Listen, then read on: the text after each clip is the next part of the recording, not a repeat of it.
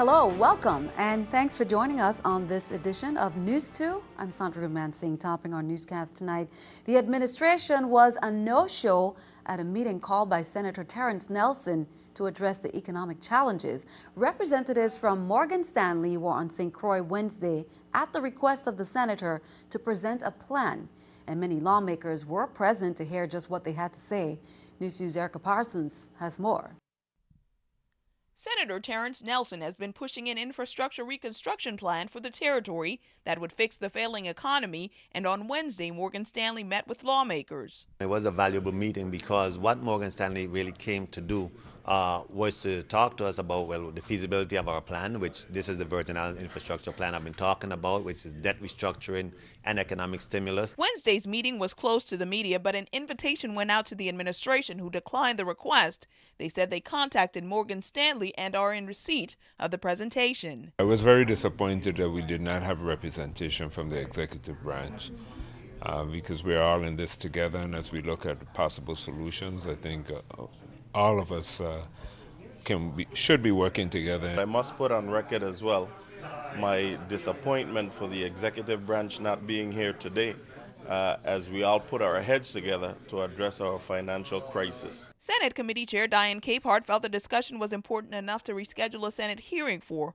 Lawmakers said they got good information. I'm happy that I came as a policymaker because you get to understand the pros and the cons. You get to understand how important it is for audits to be done. For the past couple of hours, we exchange ideas. We also compare our situation with others. As an elected official, we need to make every effort to participate and hear the possibilities without any commitment. Something that was mentioned, and it's something that we have to work on as a territory, are these audits. Because of audits not being up to date, it actually costs us as a territory more and limits us from how we can market our bonds. While no details of the proposal were given, lawmakers agreed that the information is a way forward out of debt. Erica Parsons, News 2. Golden Grove Prison Warden Basil Richards has stepped down. He submitted his resignation to the governor Wednesday, dated May 12, and it's effective immediately. His departure comes on the heels of a prison break Sunday night where one inmate escaped. Richards said in his letter that change is needed for both the correctional facility and for himself and his family. He said also that he could no longer resist the need to implement change for him and his family. Meanwhile, as we reported, Senator Kenneth Gittens reacted to the Sunday's prison break, and he stated that he is disturbed by the lack of communications and adherence to protocol within the BOC on Tuesday. And here's more from that statement. What did or did not happen at the change of shift or at the time of head count cannot be ignored. This is yet another situation requiring the administration's immediate attention. A majority of the members of the 38th legislature have already expressed a lack of confidence in the director's ability to lead the institution, and therefore, through a resolution, requested that the governor ask for Director Wilson's resignation or otherwise terminate his employment as the Bureau of Corrections director. I am still requesting that the governor takes this action. I am grateful, however, to the Virgin Islands Police Department and the other federal and local law enforcement entities for their prompt response. Again, that statement was made on Tuesday. In other news, the medical examiner has not yet determined how a 43-year-old woman died, but some of his findings conflict with a police report, according to a Daily News report. Former police captain Enrique Saldana is being charged with murder in connection with the death of his wife, Jeanette McGrath Saldana. Saldana called for a police escort to the hospital on May 2nd, and police called her death suspicious. The investigating officer said in his report that medical personnel examined McGrath Saldana and determined she had significant bruising, a dislocated jaw, and a crushed trachea. The ME told the Daily News that while there was significant bruising and water in the victim's lungs, she did not have a crushed trachea. He told them the autopsy is complete, but he's waiting for the toxicology report to be returned before giving the cause of death. The final 2014-2015 school calendar has been released, and the Department of Education was challenged with identifying creative ways to reconstruct the calendar in order to be in compliance with the law. While the needs of the students are met, the St. Croix Federation of Teachers are not in agreement with certain aspects. News2's Shanika Robinson has that story. With Governor John DeYoung's approval, the 2014-2015 school calendar has been released. The first semester will end by December 23rd, forcing an early start to the school year on August 11, 2014, and closing on June 5, 2015. While the department was compelled to identify creative ways of restructuring the calendar in order to be in compliance with the law, while taking into consideration unique concerns for this school year, the St. Croix Federation of Teachers has rejected the proposed vacation days compensation. I am totally disappointed with the Department of Education because they clearly continue to abuse my members and breach our contract. Clearly, the members should be on vacation for that time, and if the department wants to tap into the members' vacation time, then by all means, they should compensate my members for the 2 weeks.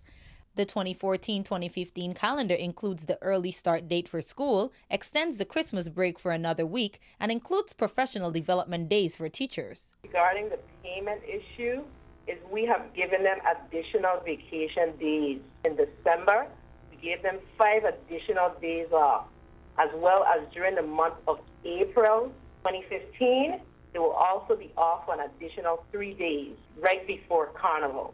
The majority of the St. Croix Federation of Teachers membership has conveyed that they will not be reporting to work in early August if they're not going to be compensated for time worked prior to the startup of the school year 2014-2015. If they return early in August, that means they'll be back and they'll be at work, working for monies they're already worked for in the 2013-2014 school year.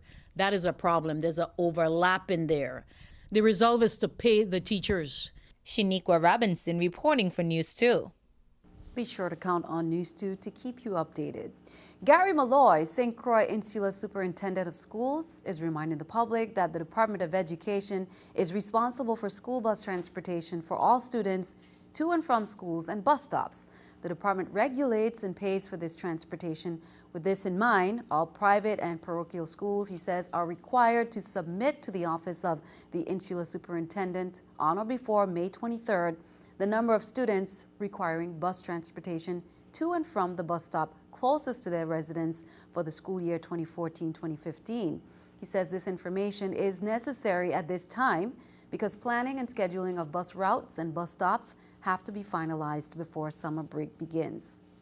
Turn our attention overseas. The U.S. military crews are searching for nearly 300 missing Nigerian schoolgirls, and now the Nigerian government appears to be changing its mind on negotiating with the Muslim terror group to secure their release. Susan McGinnis has a story from Washington.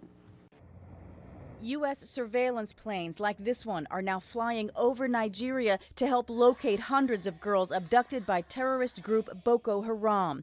Among them, a Global Hawk drone, which flew its first mission there on Tuesday. Secretary of State John Kerry reiterated the U.S. commitment at a news conference in Washington. We are committed to this effort, together with, I think, decent and civilized people all around the world. Nigerian authorities say relatives, teachers, and classmates have identified more than 50 of the missing teens seen in this video released Monday by the militant group. The country's government says it's exploring all options to free the girls, including negotiating with the terrorists, who are demanding jailed members of their group be released.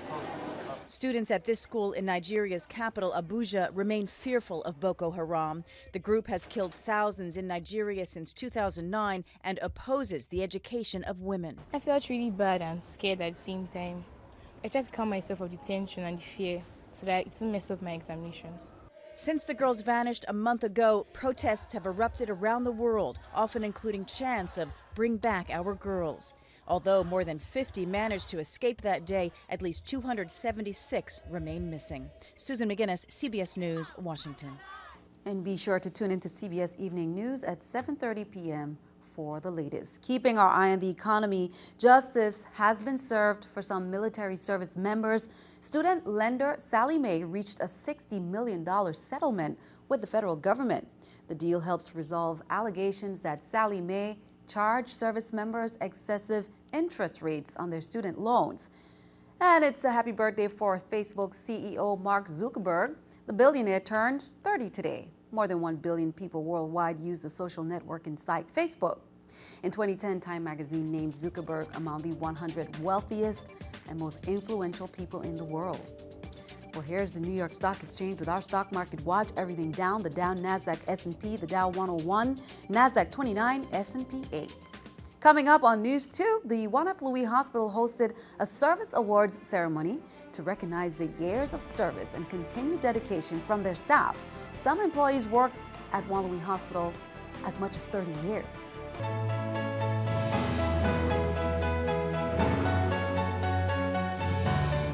The 1F Louis Hospital hosted a service awards ceremony to recognize the years of service and continued dedication from their staff.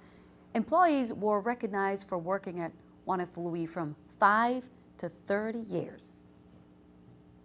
We are honoring all of our hospital employees. This week is actually hospital week, which starts on the 12th and runs until the 17th. So we felt it necessary to show homage to our employees who've been here with us from anywhere from 5 years to even 30 years. We actually have our Nurse Leader of the Year as well as our Nurse of the Year, which was actually selected by their peers. Our Nurse Leader of the Year is Lindy Freeman. She's actually our head nurse for medical and surgical team. And then we have Ms. Dion Marshall. She is actually a staff nurse in the ER. You don't choose nursing, nursing chooses you. And that's Antoine and I on the floor, just we have a passion for patient care. Working in the emergency room, working in JFL is one of the most extraordinary experiences that anyone can imagine, especially being a nurse. Innovative experienced intermittent outages after a blown WAPA transformer resulted in a burned WAPA pole and damaged innovative equipment on St. Croix. This incident occurred on May 12th during the early morning hours. Emil Michaels, VP of Network Operations, stated due to a burned WAPA pole in the Estate Strawberry and Estate Barren Spot areas, innovative fiber link cable was damaged, affecting the delivery of cable TV, Ethernet, and voice services. Innovative personnel were on site and service has been fully restored on the same evening of the incident.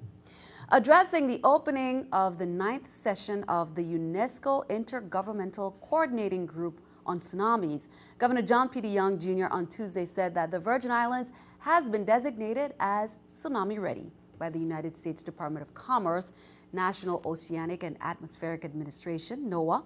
Tsunami Ready is granted by NOAA once certain requirements are met, such as establishing an emergency operations center and a 24-hour warning point to receive tsunami information. Over the last several years, the Virgin Islands has made significant achievements to reach Tsunami Ready status. The conference, which opened today, continues through Thursday.